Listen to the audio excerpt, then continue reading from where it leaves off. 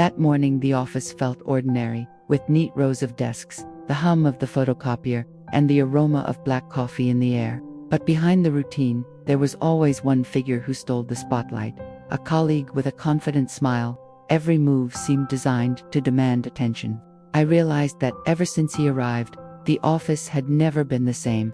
There was a strange energy that forced every eye to turn toward him. He always walked in with firm steps, dressed impeccably, leaving behind a trail of strong cologne. No one could ignore him. His words were loud, often drenched in self-praise. "If it weren't for me, this project would have failed," he declared. Everyone forced polite smiles, pretending to admire him. I laughed faintly, though inside I felt pressured. At first, I thought it was just excessive confidence. But as time passed, I realized every conversation with him always circled back to one person: himself. Whenever I tried to share something, he would cut me off, twist the story, and return to his own achievements. It felt like talking to a mirror that only reflected one face. The office should have been a place for teamwork, but with him, it felt more like a theater stage. He was the lead actor, and the rest of us were extras told to clap. Sometimes I wanted to confront him, but his eyes were sharp, filled with ego. He had this uncanny power to make people feel small with just a thin smile, and I, again and again, found myself trapped in his performance. I once tried to oppose his overblown idea. Instantly, his face hardened, and he launched a subtle attack. "Oh, so you think you know better than me?" he said, sweetly but with venom. The room turned cold, others buried themselves in their laptops.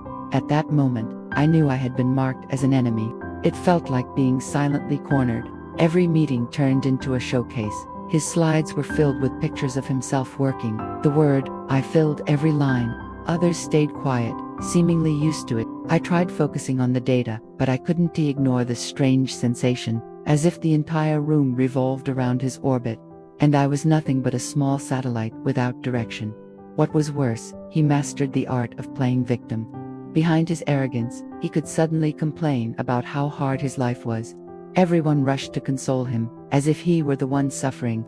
I got pulled into offering support, but moments later, he was back on his imaginary stage, basking in glory, forgetting his weakness entirely. Exhausting. I started losing myself. Around him, I spoke less, afraid of saying the wrong thing. It felt like walking on fragile glass. One wrong move, and he could shatter me with veiled mockery.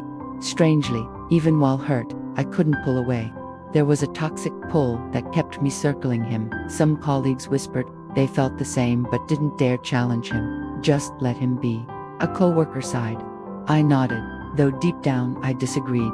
Letting it go meant letting myself get chipped away by his narcissistic games. But could I truly fight back? One evening, after a draining meeting, I sat alone in the pantry. My coffee tasted bitter. His piercing gaze lingered in my mind, mocking me silently. That's when I realized the problem wasn't only him, it was me, for allowing it. I needed to find a way to protect myself without losing my dignity. The next day, I tried a new strategy. When he started bragging endlessly, I listened calmly without feeding him applause. No exaggerated nods, no resistance either, neutral presence. To my surprise, he seemed unsettled, almost restless, as if starving for praise. In that moment, I knew I had found a small way forward. Of course, it wasn't always successful. Sometimes he pressed harder, sometimes he belittled me, but I learned to build emotional distance. I understood I couldn't change him. What I could do was shield myself, refusing to anchor my worth to his opinion. Small steps, yes, but liberating. I began to observe his patterns, how he twisted facts, how he milked sympathy.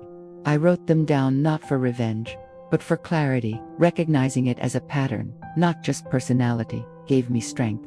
And when you can see the script, you're no longer as easily fooled by the performance. Then one day, he tried humiliating me in front of everyone. With mocking tone, he criticized my perfectly fine work. Small chuckles rose from the corner. Before, I would have frozen. But this time, I took a deep breath, replied calmly, and looked him in the eye. Silence filled the room, and he stopped. It wasn't a grand victory, but enough to remind me I had value. He could only rule if I gave him power. By standing firm, not shouting, not shrinking, I showed him I wasn't his puppet. It was a turning point. I couldn't avoid him daily, but I built a circle of real allies, colleagues who cared. who could listen without drama. We shared stories, small laughs, and it gave me strength. In the shadow of a narcissist, I found light in genuine connection. Still, some days were heavy. When he cut into every conversation, when his voice dominated the room, I felt drained. But now I knew the exhaustion wasn't my fault. It was the energy he projected. And by realizing that, I stopped drowning in it. I also learned to set boundaries. Not every chat needed my presence. Not every sob story required my sympathy. Sometimes, a polite excuse was enough to step away. At first, I felt guilty. But soon, I realized, distance isn't betrayal. It's self-respect. Over time, I began to see the cracks in his armor. Perhaps beneath the arrogance lived a deep fear of being ignored. Every demand for applause was his way of covering emptiness. I no longer carried the same anger. Still cautious. Yes, but with a new understanding. In the end, working with a narcissist wasn't about defeating them. It was about not losing myself.